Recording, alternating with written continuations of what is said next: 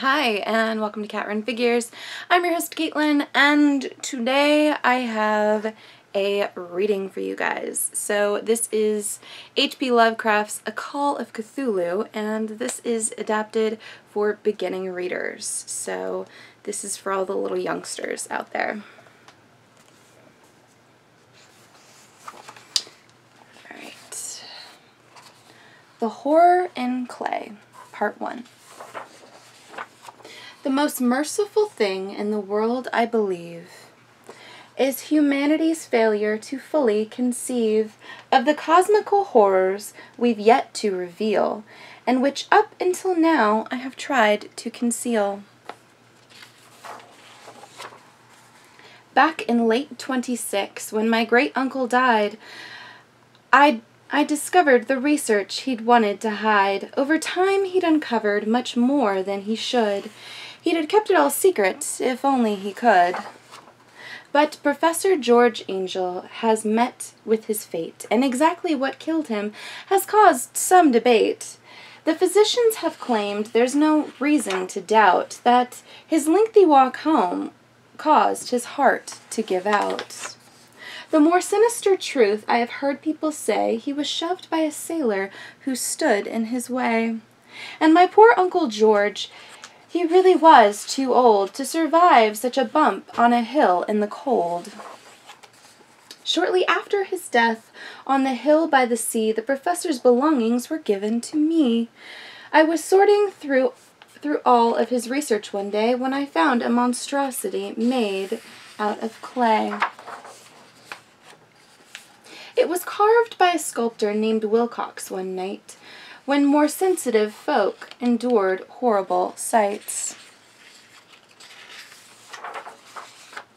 The young sculptor was puzzled by what he had made, by the script and the creature his carving displayed, so he sought out an expert who'd know what he meant, who'd explain his mad visions and where his mind went. It was fortune that brought him to Angel's front door, you see. Angel had seen such a creature before. The professor urged Wilcox to try and recall all of the things he had dreamed of, no matter how small. When the sculptor then coughed up the sounds that he'd heard, it confirmed something quite supernatural occurred. Yeah, that's right. There's some strange stuff going on right there. The professor requested a journal be kept, that the sculptor could update each night that he slept, and the dreamer recorded the things he had seen for the whole month of March with this nightly routine. But on April the 2nd, his diary stopped, when the unconsciousness Wilcox had dropped. When into the unconsciousness Wilcox had dropped. I believed it was probably some kind of hoax, that my uncle fell victim to Wilcox's jokes. For a time I was willing to let it all pass, until I read of Inspector Legrasse. Part 2, The Tale of Inspector Legrasse. When Legrasse met with experts who'd like to explore, he presented a thing they had not seen before. He was looking for answers, but got none at all, until Webb raised his hand at the back of the hall. That's right there. He had seen something like it a long time ago. It was worshipped in Greenland by some strange Eskimo. He described how they danced and repeated their cries, which Legrasse recognized to the expert's surprise. When some people who'd lived near that swamp disappeared, the police had been called, and the worst had been feared. Yeah, that's right. They're kidnapping them. There were rumors of crimes being kept out of sight, in the heart of the swamp, in the midst of the night. So Legrasse had arranged for a squad of brave men to accompany him to the maniac's den. Yeah, I'd bring a group of guys too. Looks pretty scary. Pretty sketch. The policemen took care to avoid certain trails, as the locals had told them some terrible tales. They were warned of a lake and its pulpiest thing, to which cultists at midnight would crazily sing. When Legras and his men had uncovered the place, they discovered the worst of the whole human race. The policemen had paused to recover their breath. All the kidnapping victims had been put to death. With the cultists locked up, by the end of the day, the police had to know why they'd acted that way. Then a cultist named Castro had spoken with glee when describing a city lost under the sea. He believed that the great old ones who lie underground will remain there until that lost city is found. Yeah, that's right. He's holding his breath so that this guy didn't hear him. He's hiding underground. Great Cthulhu once led them across outer space when they flew here to Earth from some faraway place. Yeah, it's Cthulhu. It's the others. Yeah. You'll find mention of this if you dare take a look inside Abdul al-Jahed's mysterious book. I will quote here verbatim for those who don't know what that mad Arab wrote such a long time ago.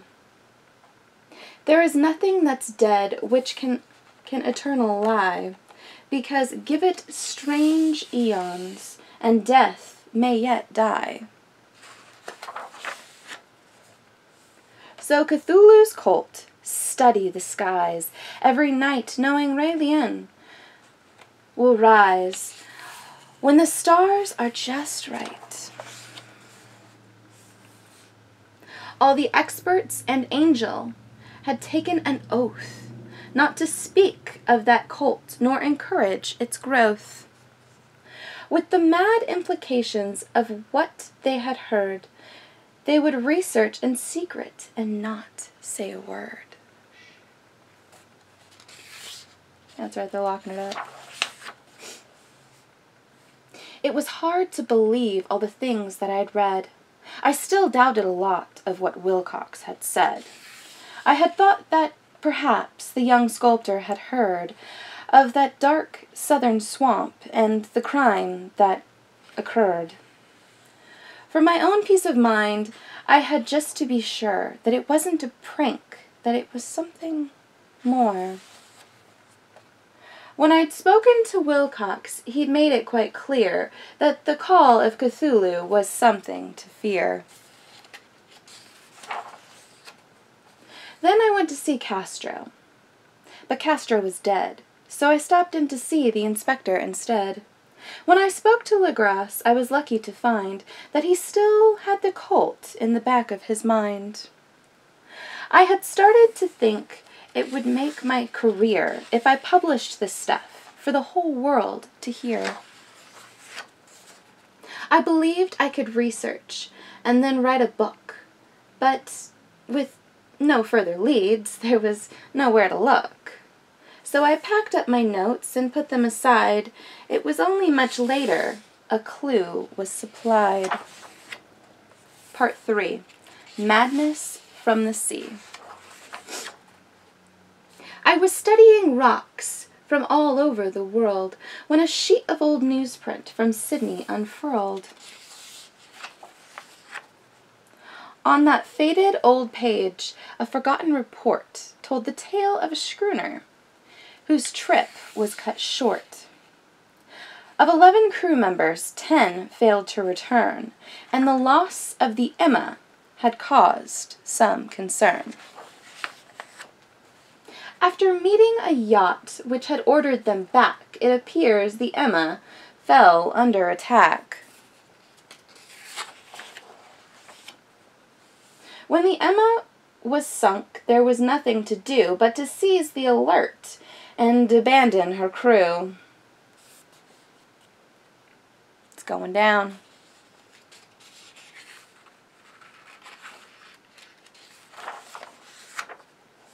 Two weeks later, in Sydney, a sailor arrived, but no other crewman from the Emma survived. The report said Johansen returned from the sea with an idol in hand, quite mysteriously. On the fate of his crew, he'd refused to say more. Then they died on an island they'd stopped to explore. The events had occurred in the very same week that young Wilcox's nightmares had been at their peak. So I tracked down Johansen to hear what he'd say through New Zealand and Sydney and lastly Norway. When Mrs. Johansen had come to his door, she explained that he'd died just a few months before. He had never revealed what had happened at sea, so she took out his logbook and gave it to me. He had written in English to help spare his wife from the terrible knowledge that ruined his life. In that book he'd described the strange place he had seen. I knew to be Raelian the sailor had been. When the crew went ashore, they discovered a stair, so they climbed to the top just to see what was there. Then Johansen described how a door opened wide, and they'd heard something stir in the darkness inside. He recalled that they froze, and nobody spoke, so intense was their fear when Cthulhu awoke. When Johansen and Braden returned to the sea, they had jumped in their boat in an effort to flee. As Johansen prepared to escape in the yacht, he discovered the boiler was not very hot. When the sailors then learned that Cthulhu could swim, poor old Braden went mad, and the future looked grim. The Alert started moving, but not very fast, and the creature drew closer each moment that passed. There was nothing to do but to steer with the wheel till Cthulhu's huge head was lined up with Neil. When the yacht pierced Cthulhu between his great eyes, the Alert had survived to Johansen's surprise. At the end of the logbook, I carefully read that the monster was sighted repairing his head. By the time they were rescued, poor Braden had died, and Johansen was sitting with eyes open wide. Then the rescue ship Vigilant sailed past the spot where the city once was, but then it was not. I assume that Cthulhu resumed his great sleep at the heart of his city, way down in the deep. I discovered the cinder of Wilcox's dreams, and I'm certain there's more to the cult than it seems, but the knowledge is more than just one man can take, and in knowing I fear that my mind will soon break. I have told you these things so that you will understand why I'm sealing them up, just as Angel had planned. Just remember, the cultists are out there somewhere, keeping track of the secrets they don't want to share. This was found among the papers of the late Francis Wayland Thurston of Boston. So that is it for the Call of Cthulhu. This is definitely a more child-friendly version of Cthulhu, but for anyone who is a fan of H.P. Lovecraft or any of his writings, definitely something to look into or to check out for your kiddos. So yeah, that is it for this episode of Cat Run Figures. Please do give me a like if you like this video, comment below, and tell me whether or not you are really enjoying these readings as much as I am enjoying doing them.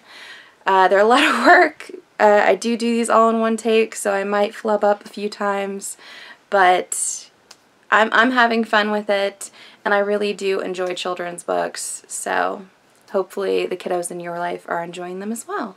So until next time, I'm your host, Caitlin. Bye.